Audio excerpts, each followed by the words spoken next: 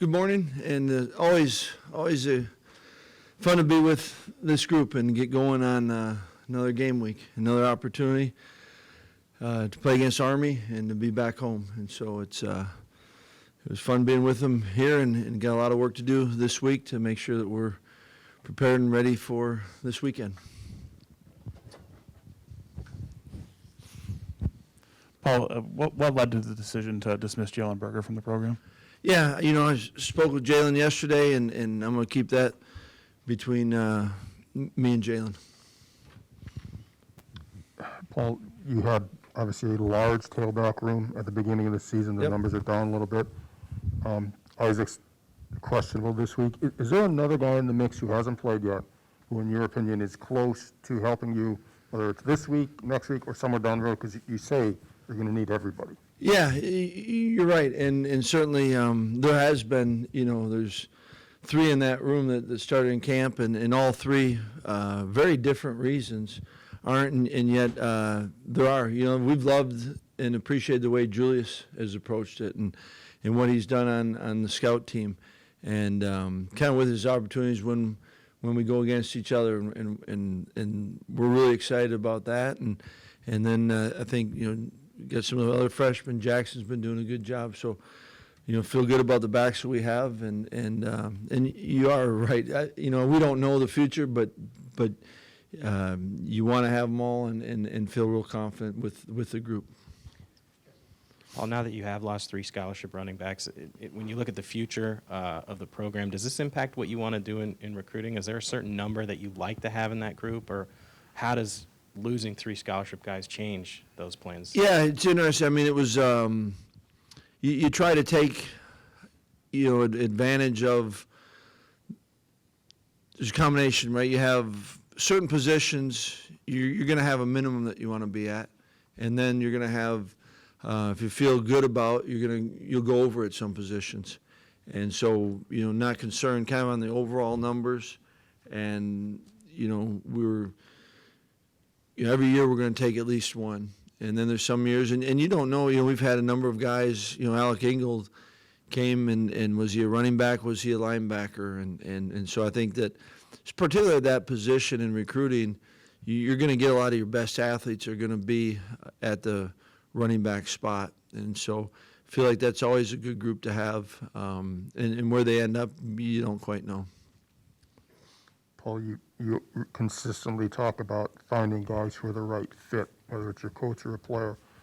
3 different situations with these players, but in evaluating what's happened, is it possible that they turn out to be not good fits for what you expect here? Yeah, I mean, I think when you go back and look at each one, I think it'd be unfair to say that. To be that definitive on it. Well, how did you tell the team about the decision to dismiss Jalen? Didn't, and we're excited to play Army this week. Got a big game coming up.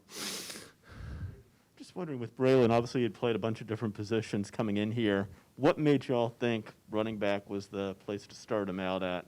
And secondly, with Jalen, were any of when he didn't play earlier this season, were any of those discipline-related with the first game and Yeah, excited. Braylon's a heck of a football player, and I think good football players can play a lot of positions, and certainly Braylon, even just the last year and a half, his body changed, and I think you saw reasons why in the time that he's had that he can be a good back, and you see it. You see him on special teams and what he's given to us, and so that's why we're excited about Braylon, and you know what, I appreciate, the fact that he wants to keep studying, keep learning it, and I think he's going to continue to grow with the snaps that he gets, not just in games, but in practice. Paul, I've got an Army question for you. Thank you. What is the biggest challenge in trying to prepare for the style of offense that they run with your defense, which has had a lot of success against a bunch of different styles, but this would seem to be something pretty unique in college football. How do you prepare for that? Yeah, it is different than what we've seen, and spent time this summer, defensive staff, and I like the mindset that our group has. One, you got to recognize it and understand who they are and how they want to play and what they're doing, and they're really they're efficient. They execute it well. You know, they're well coached, and players know it, and it's going to force you to play really good, sound assignment football, and that's the challenge, and that's the, you know, that's the opportunity that our defense has, and we've been playing well, and we are going to be tested differently. And I know we say that each week, and I think there is truth to that, but this certainly is a different type of prep, and I think our guys are excited for that. You're recognizing that. Is there any sort of challenge at all? I mean, you just come off a big, important conference victory. Then you're jumping out of league again in the middle of your season against a team that your players probably don't have much knowledge of that program. Any challenges that you're facing as a coach? No, I mean, I think, you know, the challenge is facing a good Army team, right? And the opportunity is we get a chance to play. And I think that, you know, whether it's a conference game early, a non-conference, I don't think that really matters to this group. You know, it's a chance. We know we're playing against a good football team, and because of that, need to have a great week of preparation.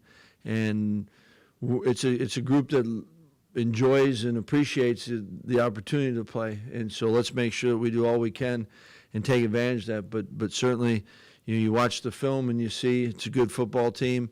You know, our guys are well aware of you know, all that goes into it, and the type of person that's you know, on that team, and all they're doing. And so I think it's one you, quite honestly, you get excited for. Paul, I know filling out the non-conference schedule can be a challenge at times. How did this Army matchup come to be with the first time these programs have met? I'm not sure.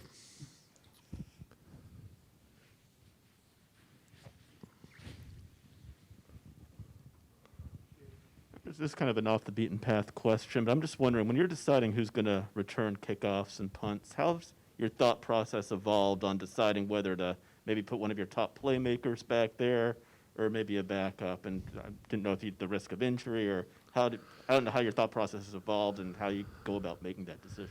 Yeah, I think that you certainly, number one thought is who can help us do the task at hand, and then, you know, there's always going to be risk and involved, and yet I know players want to play, and guys want to be able to help the team in any way that they can. And so I think that you first, you got to say who can do the job well, and then put them in there, and I think that's the starting point. Paul, I know Cam Large only got him maybe for a couple plays or so, but how have you seen him progress to the point to where he's able to be put in those situations like at the goal line, and just what stood out about his game so far?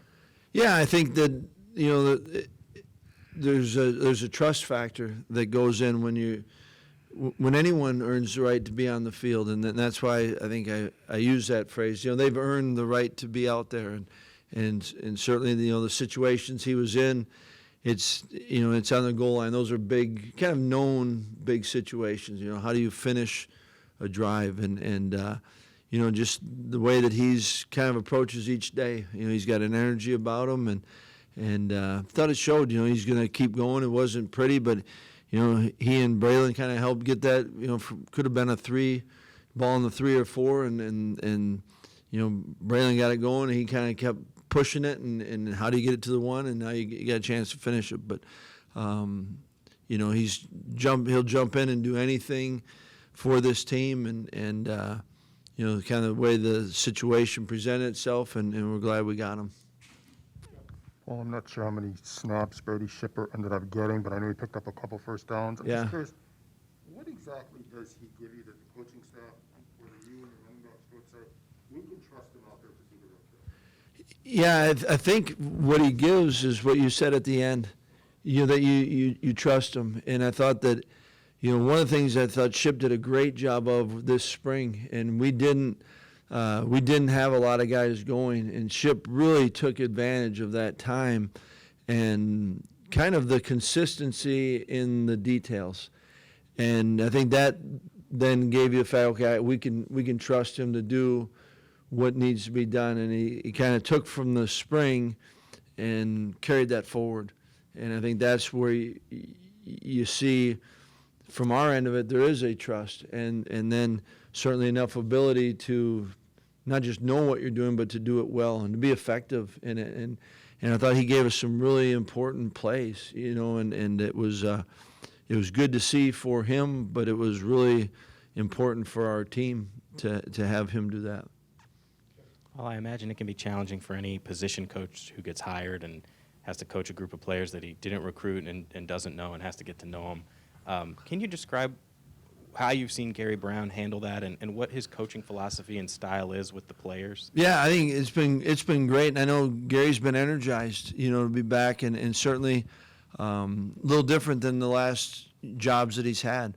But I think with it comes an energy to it, and I can speak on my own when you do get a chance to be around a group that that you haven't been with, that can be exciting, and I know that Gary's been energized by that, and you think about it, his whole career has been that, or not whole, but a big chunk of his career is, you might have one guy that you've coached, but there's change in that room all the time, especially at the NFL level, and so I think that it's I know the kids are energized by it, and he's energized by them, and there's a lot to teach and go over, and that part's been good. Paul, Saturday, Ches talked about leading the running back room. How have you seen him do that since he got here in June? Yeah, I think that he's I think he's been himself. I don't feel like he's trying to be someone that he's not. And then I think what also in kind of being himself has been a positive is when a guy goes through and makes a decision that he made, my not guess, but my gut tells me that there's another driven purpose behind it. And so someone with purposeful actions is good to follow and good to see.